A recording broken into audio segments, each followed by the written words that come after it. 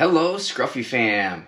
Turkey hunting's coming up, and I was thinking about using my 100-year-old J. Stevens Arms single-shot 20-gauge shotgun. But I can't.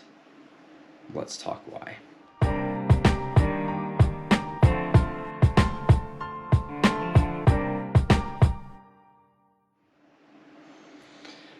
Alright guys, so I did a video a while ago introducing my J. Stevens Arms single-shot shotgun. This thing was made between 1920 and 1940. And I thought it would be really cool to take this thing out, do either some upland game like pheasant, grouse, or even go after turkey with this. It's a full choked barrel, so there's no chokes on this. If you're going to go after turkey, you want a full choke. It's a 20 gauge, more than enough to take a turkey down. So I thought this would be kind of fun to go pattern it and maybe take this out hunting. I got a week to hunt. I do have my pump shotgun that has the red dot on it and it is all ready to go. But I thought it'd be fun to take this out and put it to the test. But one thing that you want to do before you fire any firearm that is this old is you want to check the critical pieces, right? So I wanted to check the barrel. The barrel's in great shape. Didn't see any problems with it. Look at all the springs and mechanisms inside the hammer, with the barrel release, with the trigger. And then the final thing you want to check is the firing pin. Well, that is where we have the issue. When I went to check the firing pin, I pulled the firing pin out. Pretty easy to do on these older shotguns. See if I can get in close right here. So right here, here's the hammer, here's the barrel. There's a little screw hole right there. That's the retaining screw for the firing pin on these older shotguns. So let me put this guy down. So I took that screw out to look at the firing pin. And the thing that you never want to see happen when you pull out a firing pin, I'm trying to open this little plastic bag so I can show you guys. What you never want to see happen, and exactly what happened, was the firing pin came out like this, and it was missing this. So my firing pin came out in two pieces. So this would normally be here, very hard to see. Normally it would be there, and it was snapped off. I heard a rattling inside the action, and I was like, I wonder what that is. So I went to check the firing pin, and just enough wear and tear on this over time that it snapped.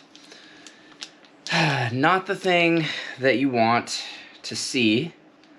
Good thing is, replacement parts for this are about 15 bucks.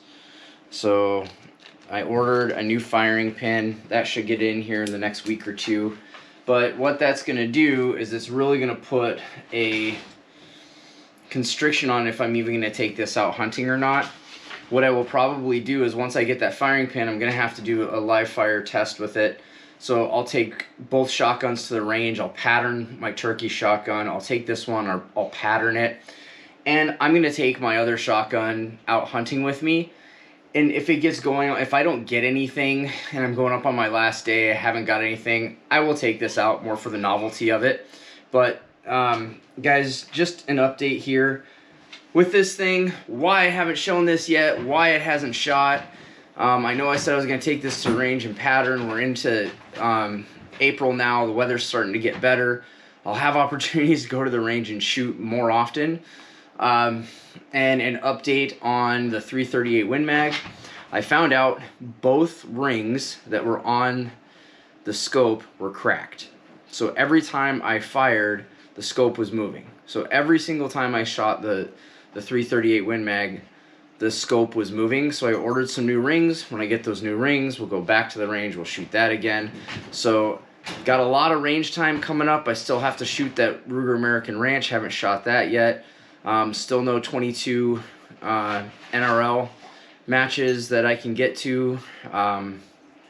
But we're just still chugging along, guys. I'll get some more videos out here shortly. I got to get to the range with a lot of different firearms. I did a bunch of scope swapping. Got some more ammo for the 270 Winchester. So we'll get that out, and we will get that shot again. Do some group testing. We got some really good groups out of that. And then we're also going to get the 6.5 PRC out. We haven't shot it since we put it in the Oryx chassis. My wife wants to shoot it, so we'll probably do a range day coming up, and I'll have her shoot, I'll shoot, we'll record all that stuff for you and see what that chassis did with that 6.5 PRC. Pretty excited about it. So, but guys, the journey with an older firearm. If you guys have an older firearm, you need to check all those critical pieces before you go messing around with it and trying to shoot it.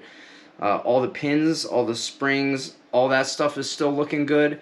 There's just that firing pin, and you can't shoot without a firing pin. So, guys, if you like what you're seeing, like, subscribe, follow along. We'll see you guys next time. And as we close in on 1,000 subscribers, I have a really awesome giveaway for you guys. But we're only halfway there. When we get to 1,000, I'll let you know. Until then, stay safe. God bless.